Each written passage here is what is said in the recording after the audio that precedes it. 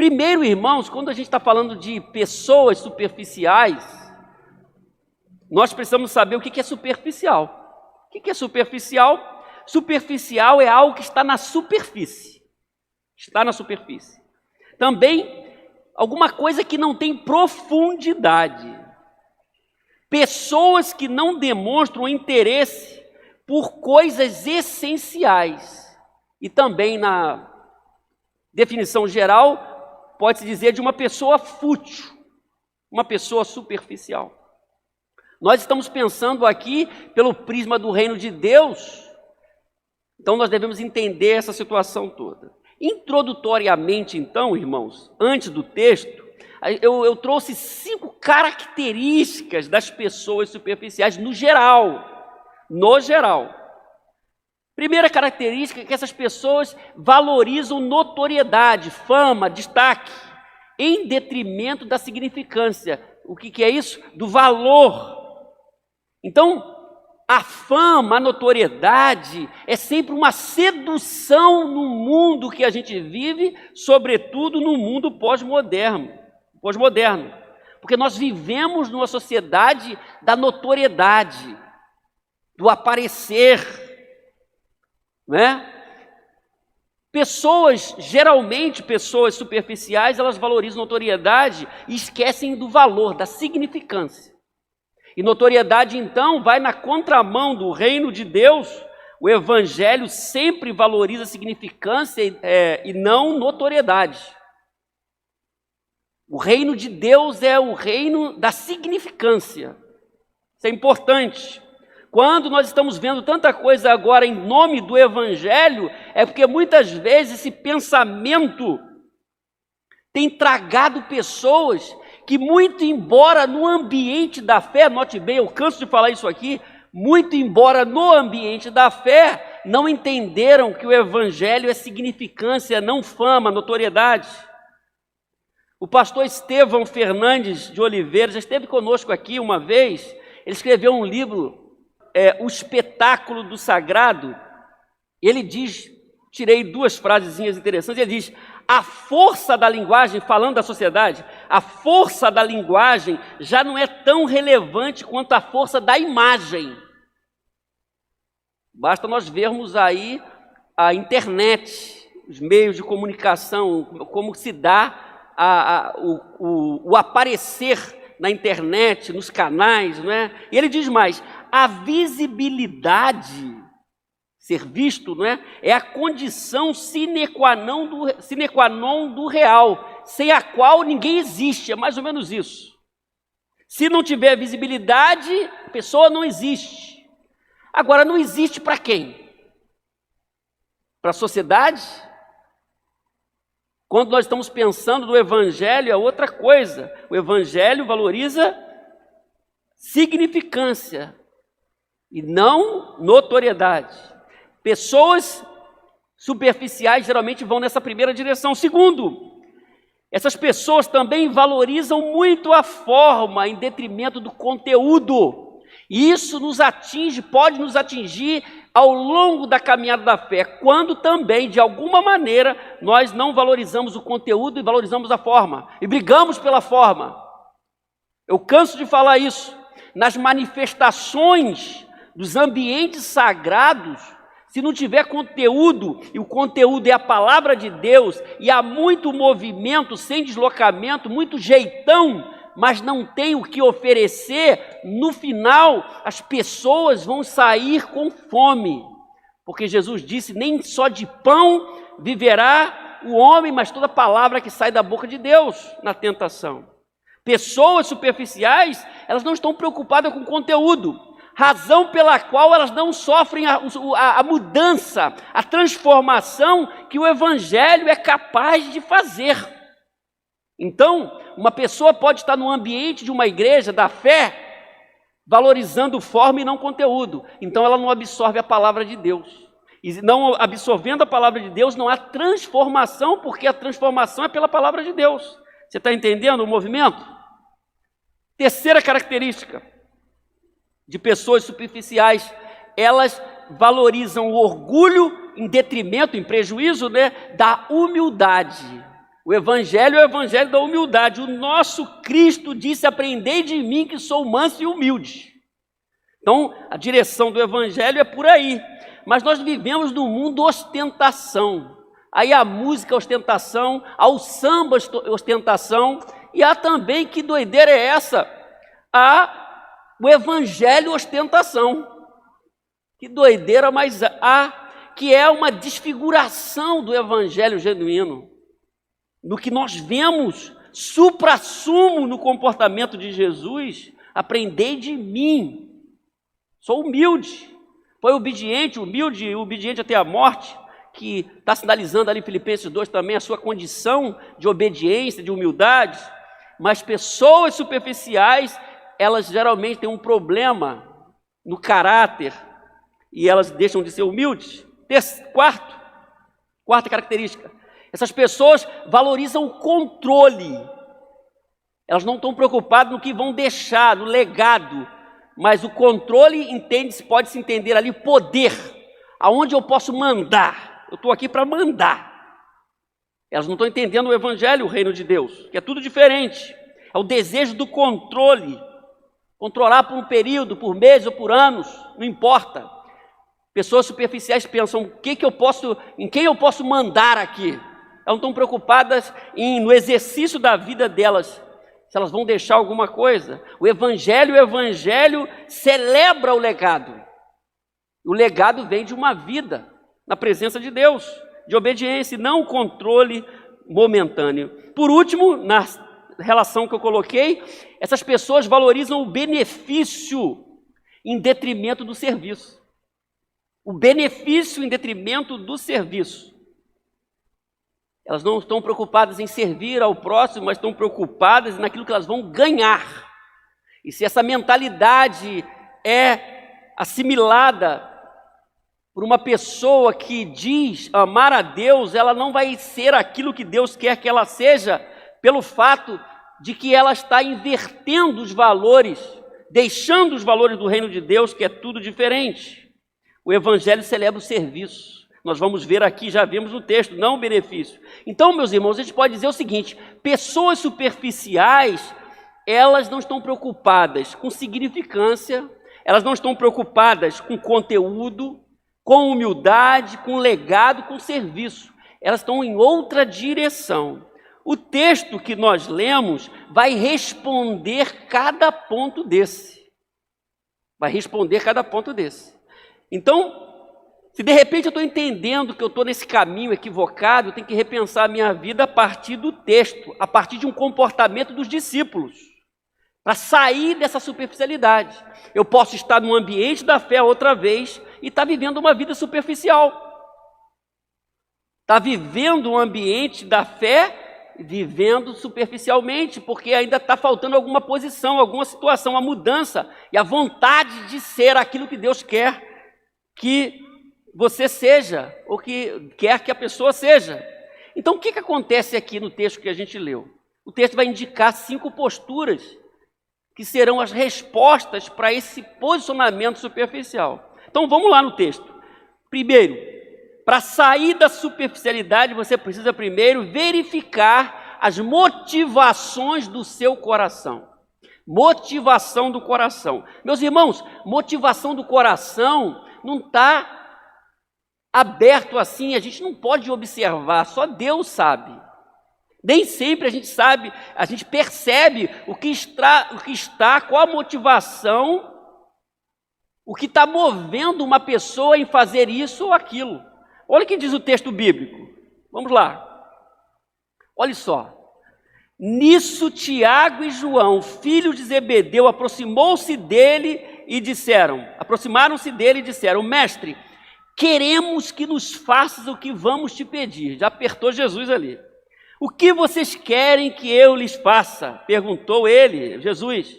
Eles responderam: permita que na tua glória nos assentemos um à direita e o outro à esquerda. É um pedido ousado, um pedido inoportuno, que não deveria acontecer. Para vocês entenderem, nós temos aqui os 12 apóstolos, né? Tiago e João, filhos de Zebedeu, estavam almejando um lugar de honra, à direita e à esquerda. Era um pedido que não estava visando uma colaboração, mas uma posição. Então, note bem, eles estavam buscando uma posição, não se oferecendo para uma colaboração, mas uma posição. Os filhos de Zebedeu, conforme o texto está nos indicando aqui, Zebedeu era um homem que tinha uma empresa, não é? Ele era, nesse contexto, um homem que tinha os seus afazeres ali, e o texto destaca isso, né, em Marcos 1,19, que ele tinha empregados. Tiago e João eram filhos desse homem. O texto paralelo que nós temos dessa passagem, ele está lá em Mateus. E a diferença principal daquele texto de Mateus paralelo com esse texto de Marcos mostra que o pedido para sentar à direita e à esquerda de Jesus na glória veio da mãe. Um pedido da mãe. Mas de fato o pedido chega aqui para Jesus, não é um pedido daquele que espontaneamente colabora, como o exemplo que nós temos de Moisés, quando Josué está guerreando. O texto disse que as mãos de Moisés ficaram cansadas e Arão e Hur, eles pegaram uma pedra e colocaram debaixo de Moisés para que ele se sentasse. E então o texto diz que Arão e Hur mantinham as mãos de Moisés erguidas, um de cada lado, para que aquela peleja fosse vencida, porque Moisés estava abençoando, Josué estava lá lutando. É uma colaboração. É alguém que se coloca para colaborar. Aqui é diferente. Eles querem uma posição, e uma posição na glória. É diferente. É um pedido que está apontando para uma ambição, que a gente pode dizer, uma ambição pecaminosa. Desejavam lugares mais prestigiados. E claro que ele ia arrumar problema com isso. É interessante que eles vão arrumar alguma dificuldade entre eles por causa disso. Nesse ambiente, meus irmãos, que nós vivemos, que é o nosso tempo, nós vemos muito isso. Por isso que nós que amamos a Jesus, nós devemos sempre perguntar o que está, por que dessa inclinação, por que daquela inclinação do nosso coração, por que está brotando isso? Nós devemos fazer perguntas para nós mesmos, e se você é um filho de Deus, você tem que pedir o Espírito Santo para abençoar o seu coração, para que não entre nenhum sentimento que não venha glorificar a Deus. Porque se a gente quer sair desse comportamento que não tem o aplauso divino, a gente tem que analisar o nosso coração, para que não venhamos permitir que alguma coisa que brote no nosso coração venha sabotar aquilo que Deus deseja realizar. Esses dois homens são homens escolhidos por Jesus, João e Tiago, filhos de Zebedeu. Então, note bem o desafio: verificar as motivações do próprio coração é o antídoto contra a visão que coloca a notoriedade acima da significância. Então, se você quer andar bem nos parâmetros do Evangelho, você tem que verificar o seu coração. Esse é o remédio que vai neutralizar, vai combater e vai ajudar você a ser aquilo que Deus quer que você seja. Porque você não quer viver uma vida superficial. Nós estamos completando 69 anos. Nós somos a igreja de hoje. Como nós estamos vivendo? Nós não podemos viver na superficialidade. Segundo, para sair da superficialidade, você precisa também descansar na soberania do projeto divino. Marcos 10, 38 a 40, a continuação do texto diz assim: disse-lhe Jesus, aí Jesus vai responder para eles o pedido: vocês não sabem o que estão pedindo. Olha só. Podem vocês beber o cálice que eu estou bebendo e ser batizado com o batismo que estou sendo batizado? Podemos, responderam eles. Jesus lhes disse: vocês beberão o cálice que eu estou bebendo e serão batizados com o batismo que estou sendo batizado. Vamos entender isso já já. Mas assentar-se à minha direita e à minha esquerda, não cabe a mim conceder, olha só, esses lugares pertencem àqueles que foram preparados. Primeiro, vocês podem beber o cálice, né? Experimentar aqui, a ideia, a experiência. Então, a expressão receber o batismo, ou beber do cálice, tem a ver com a agonia que Jesus ia passar, o sofrimento, né? É interessante que, meus irmãos, a Bíblia é interessante, né, dessas questões que acontecem, porque Tiago morreu à espada. E João foi para a ilha de Patmos, nós estamos falando agora em Apocalipse. Ambos sofreram muito. Confirmando isso, vocês vão sofrer, vocês podem até isso. Agora, a posição não está reservado para aqueles que o Pai já reservou.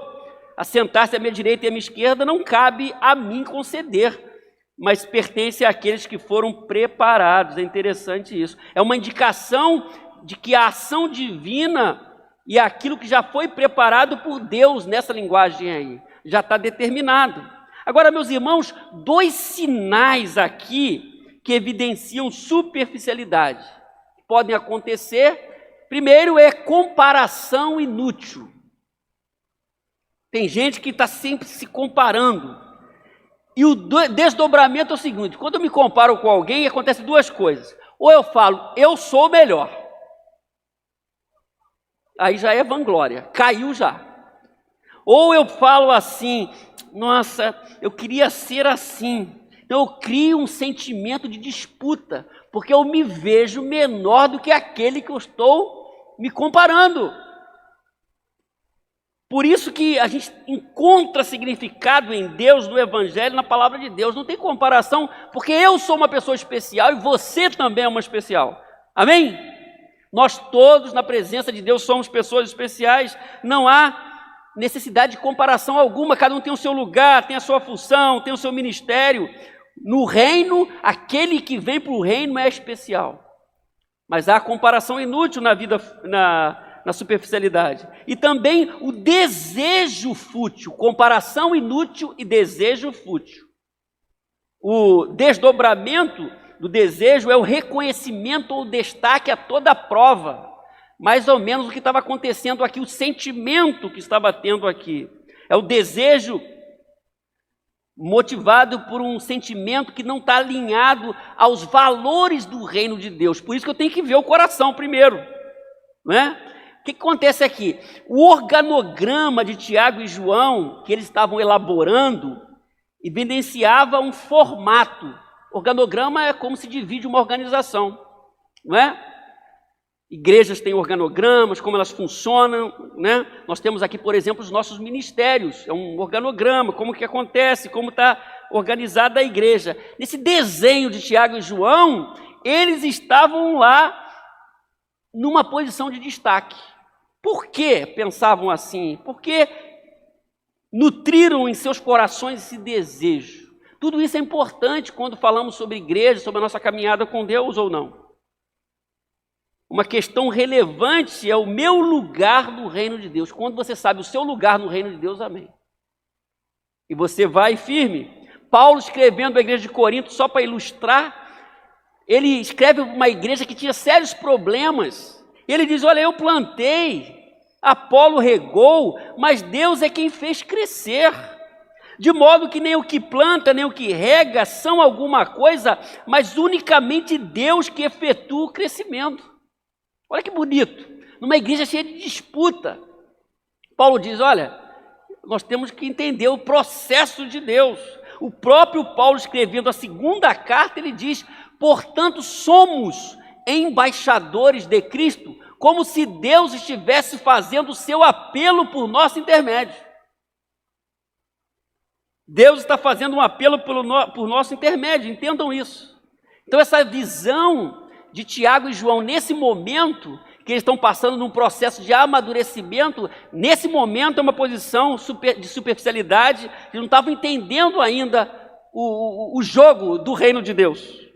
Então a gente pode dizer o seguinte, descansar na soberania do projeto divino, no que ele tem para mim, aqui para o futuro, é o antídoto contra a visão que coloca a forma acima do conteúdo.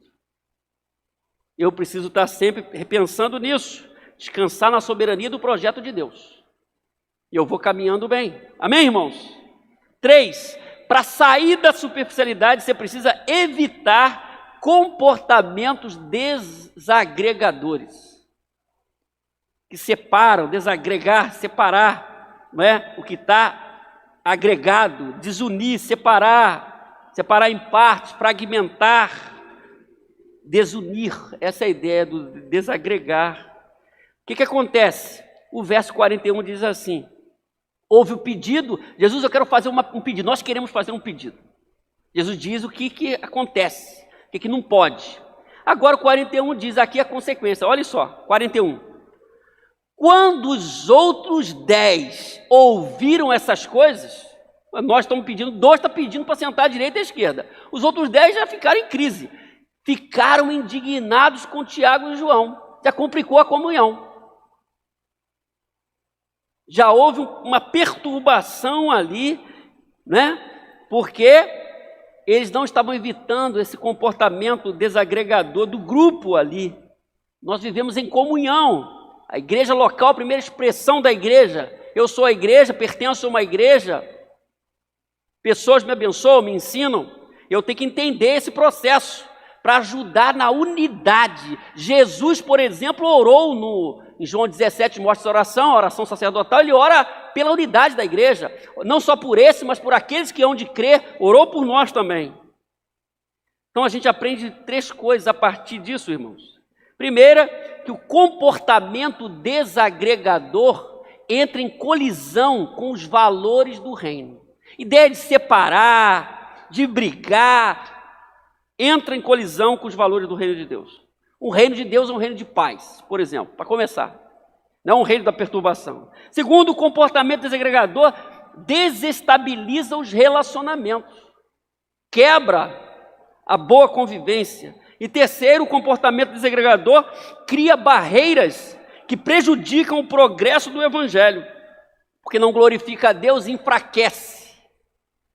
Então, se um grupo está caminhando bem, ele tem uma visão, a visão de reino, do evangelho, e há uma dificuldade, alguma coisa que prejudica a comunhão ali, prejudica a força daquela igreja, o ímpeto da missão a partir daquele grupo. É lógico isso, o progresso do evangelho.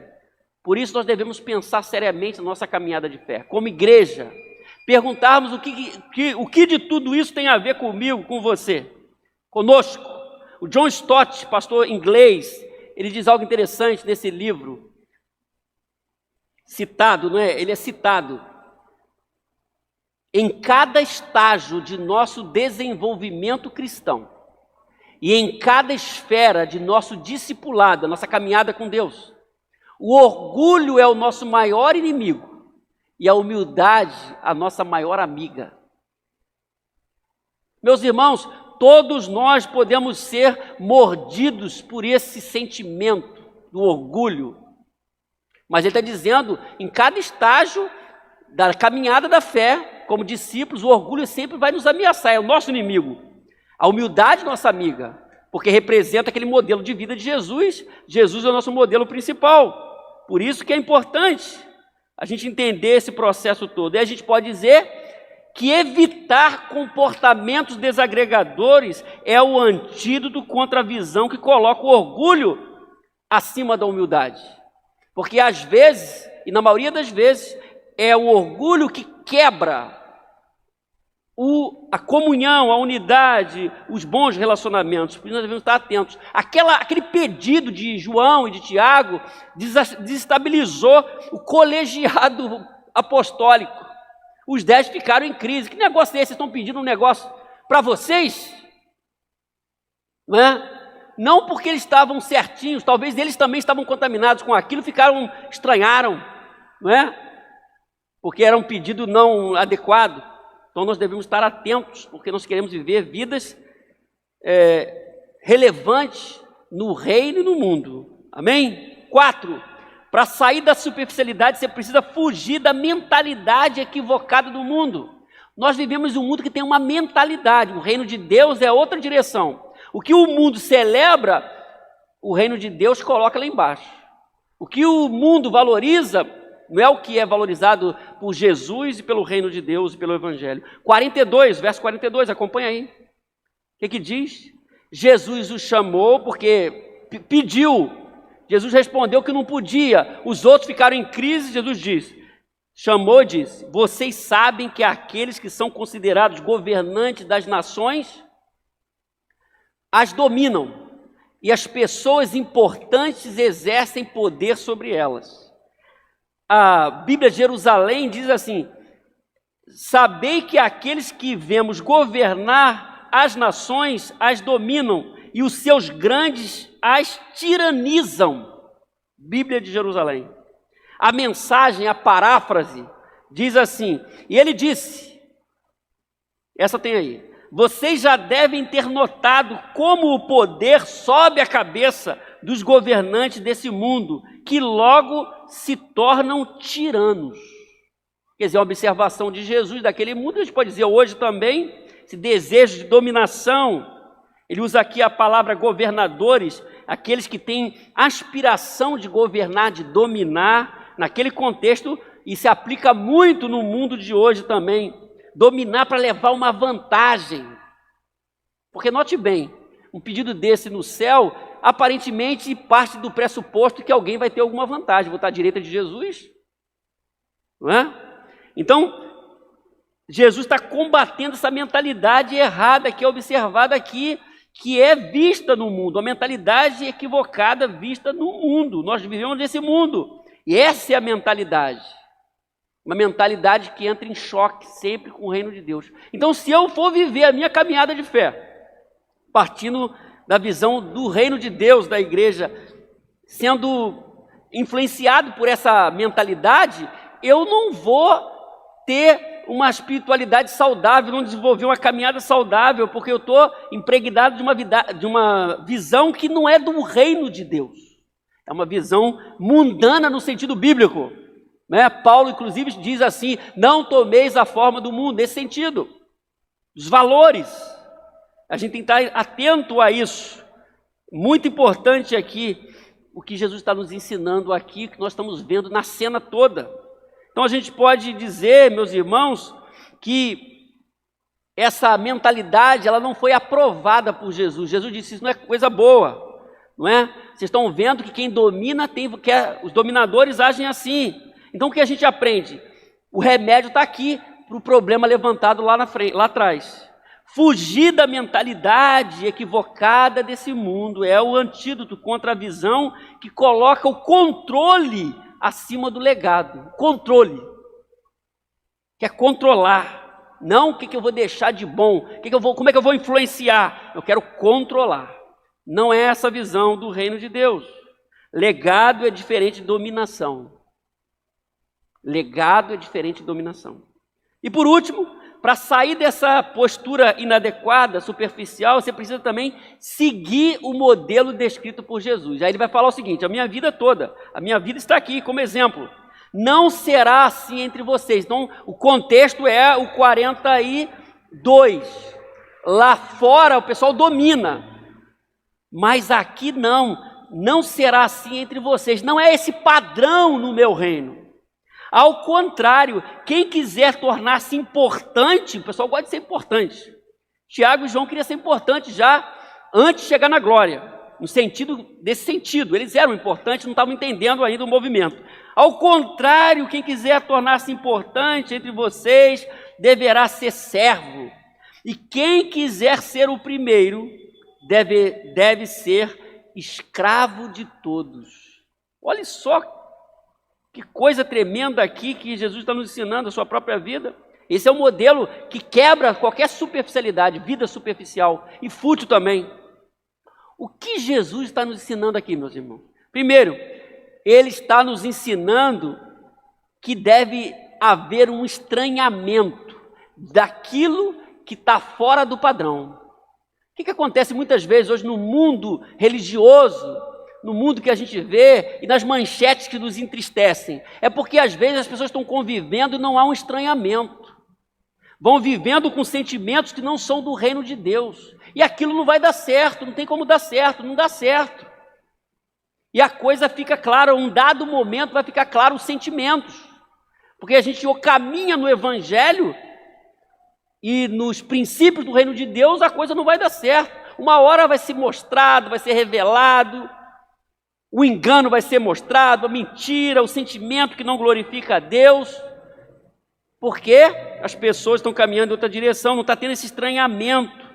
Olha só o que Jesus vai dizer: entre vocês isso não é para acontecer, nessa versão. Entre vocês não é para acontecer. A NVI diz: não será assim entre vocês. Palavra boa até, uma exortação. Não será assim entre vocês. É o que Jesus nos ensina, quer dizer, eu tenho que estranhar isso. Isso não é para fazer parte da vida de quem ama, quem me ama, Jesus está dizendo. E quem ama é meu Pai, e quem está no reino de Deus e quem está no Evangelho genuíno. Então, nosso modelo é Jesus. Segunda coisa que a gente aprende, ele está ensinando, Jesus, que a autoridade vem do serviço. Quem quiser tornar-se importante entre vocês, deverá ser servo. Quem quiser ser o primeiro, deverá ser escravo de todos. Então, o que acontece, meus irmãos? Eu sei que você já sabe disso, mas eu vou falar para você. O reino de Deus inverte a postura daquilo que é mais importante para o menos importante. O que é menos importante nesse mundo que a gente vive, no reino de Deus é mais importante. Quem quiser ser importante tem que ser servo, tem que servir. Quem quiser ser o primeiro tem que ser escravo de todos. Inverteu tudo, é o reino de Deus. Jesus está nos ensinando. Isso tem uma aplicabilidade muito grande na nossa caminhada de fé. Em relação àquilo que nós estamos sendo, o que nós queremos ser.